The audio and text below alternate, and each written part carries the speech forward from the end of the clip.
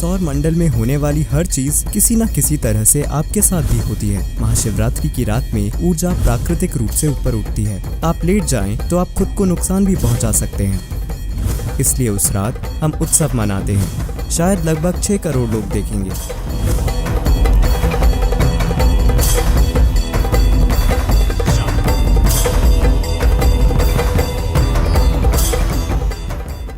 सद्गुरु, आप इतने तार्किक रूप से बोलते हैं कि वो मेरे मन को ठीक लगता है, पर साथ ही आप ईशा योग केंद्र में महाशिवरात्रि का धार्मिक त्यौहार बड़े धूमधाम से मना रहे हैं।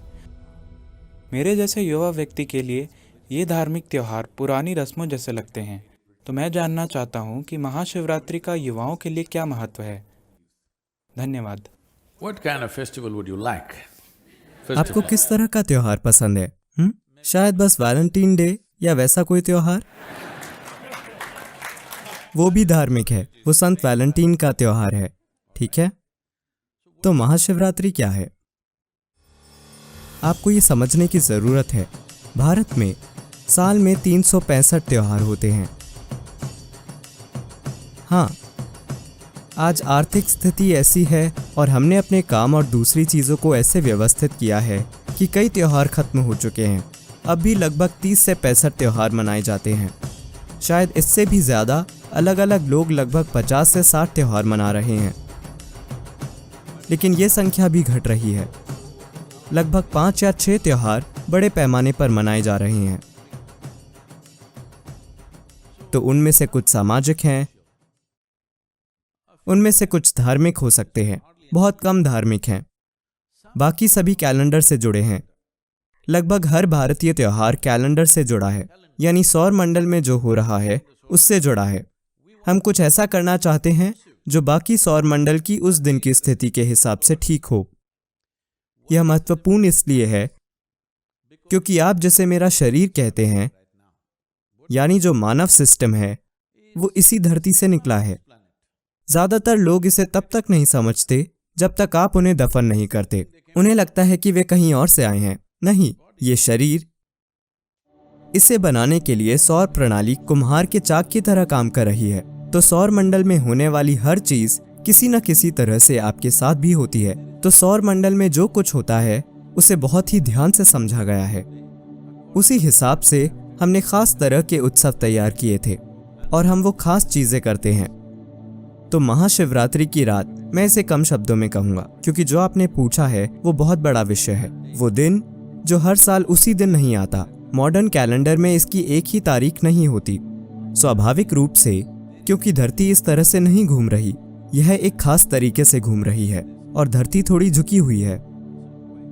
आप जानते हैं धरती किस तरह झुकी है? हेलो? झुकी होना सटीकता के संदर्भ में नहीं, मैं धरती के संदर्भ में झुके होने की बात कर रहा हूँ। धरती की धुरी बस इस तरह नहीं घूम रही है, यह इस तरह घूम रही है। इसकी धुरी झुकी हुई है, तो धुरी हमेशा घूमती रहती है। धुरी के घूमने के कारण धरती पर एक तरह की स्थिति बनती है। तो उस दिन विशेष रूप से उत्तरी गोलार्ध में या सिर्फ उत्तरी गोलार्ध में ऊर्जा स्वाभाविक रूप से ऊपर उठती है। वो स्वाभाविक रूप से ऊपर उठती है। ये ऊर्जा वगैरह में मैं विश्वास नहीं करता। आप विश्वास मत कीजिए, बस जाकर समुद्र तट पर बैठिए। क्या आप पूर्णिमा की रात में समुद्र को ऊपर उठता देखते हैं? हेलो? तो अमावस्या के दिन, पूर्णिमा के दिन क्या आप देखते हैं कि समुद्र ऊपर उठने की कोशिश कर रहा है? वैसे आपके शरीर का 2/3 हिस्सा भी पानी है। आपको ऐसा क्यों लगता है कि शरीर के अंदर का पानी ऊपर नहीं उठेगा? शरीर के सभी तरल पदार्थ ऊपर उठते हैं। तो आप यह चीज हर जगह से देख सकते हैं।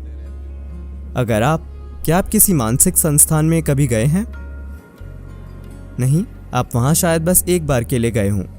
आप पूर्णिमा और अमावस्या के दिन देखेंगे कि लोग खास ध्यान रखते हैं, क्योंकि जो लोग मानसिक रूप से परेशान हैं वे ज्यादा परेशान हो जाते हैं।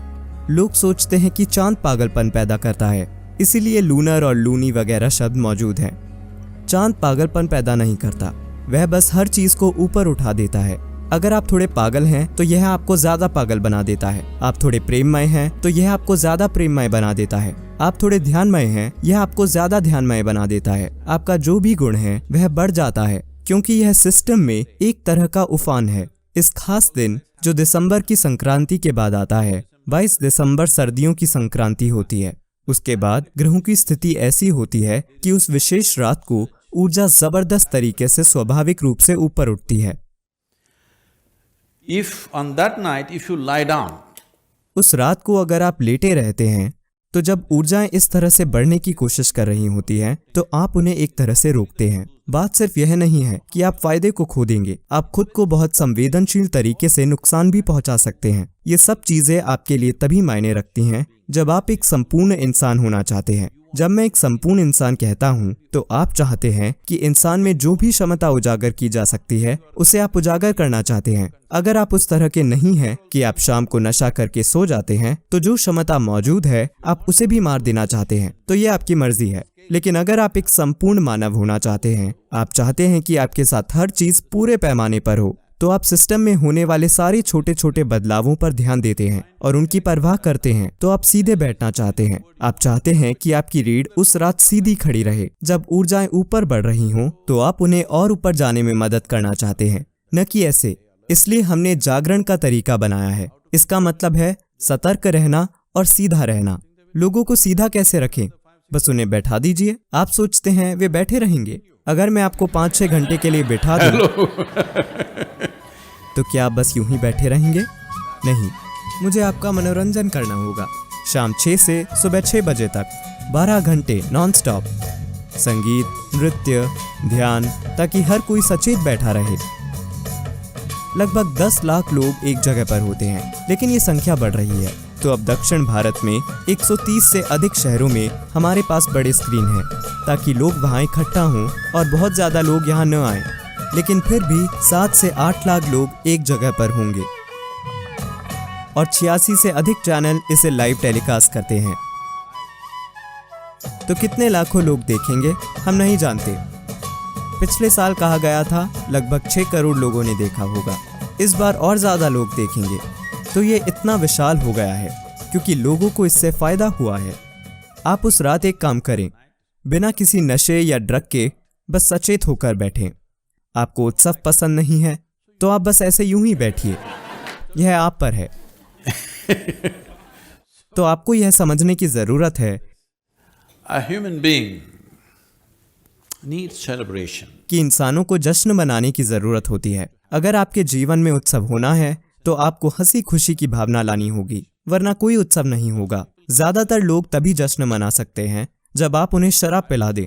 मैं आपको एक जगह 10 लाख लोग दिखाऊंगा, कहीं भी एक बूंद पीने की अनुमति नहीं है, लेकिन आप देखेंगे कि पूरी रात एक भी व्यक्ति नहीं सोएगा। हर कोई पूरी तरह से जागता रहता है।